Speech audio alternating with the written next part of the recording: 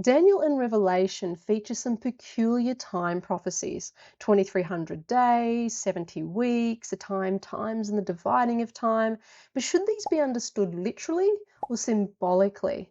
If we get this wrong, the entire prophecy unravels. But I'm going to give you 6 solid biblical reasons why each prophetic day equals a literal year.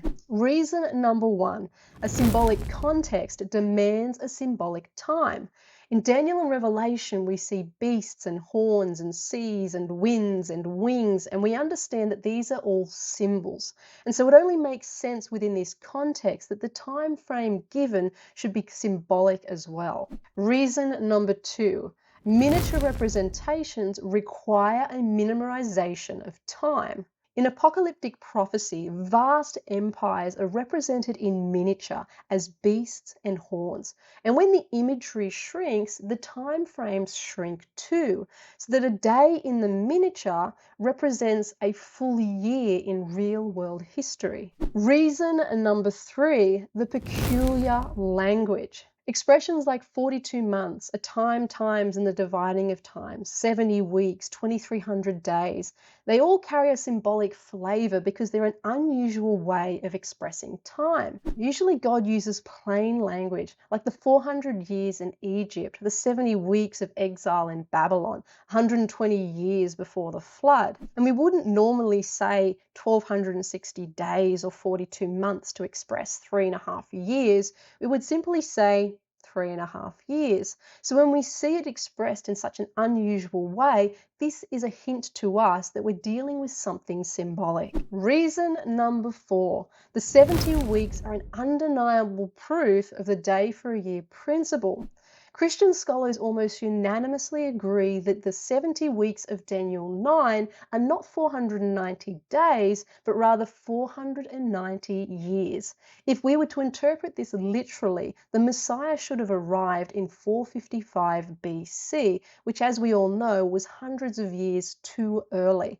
But if we apply the day for a year principle, not only do we get the correct timing of the rebuilding of Jerusalem, but we also get the exact time of Jesus' anointing as well as his crucifixion. Reason number 5: the Hebrew interchangeability of days and years. In the Old Testament, days and years are used interchangeably, and I'm going to give you 4 examples of this.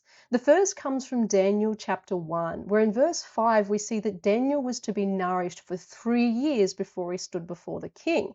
However, as we come down to verse 18, we see the same period expressed as days. Secondly, Exodus 13 and verse 10 speaks of keeping the Passover from yom to yom, from day to day. However, the context here implies that this should in fact be understood as year to year, which is precisely why the English translation expresses it in that way. The next example comes to us from Psalm 77 and verse 5, where we see synonymous parallelism being used.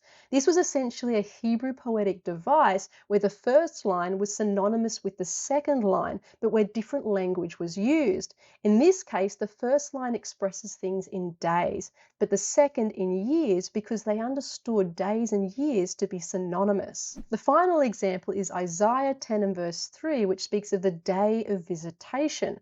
But if we come to Jeremiah 11 and verse 23, the same time is expressed as the year of their visitation. And these examples make clear that in the Hebrew mind, a day could stand for a year. And this brings us to reason number 6, that when we apply the day for a year principle, it passes the test with perfect historical alignment every single time. We've already seen that the 70 weeks, when the day for a year principle is applied, perfectly predicted the time of Jesus' anointing and his death. The 1260-day reign of the little horn also perfectly aligned with the 1260-year reign of the papacy from 538 to 1798. And the 10 days of tribulation of the church during the time of Smyrna was perfectly fulfilled in the 10 years of persecution under Emperor Diocletian from 303 to 313 AD.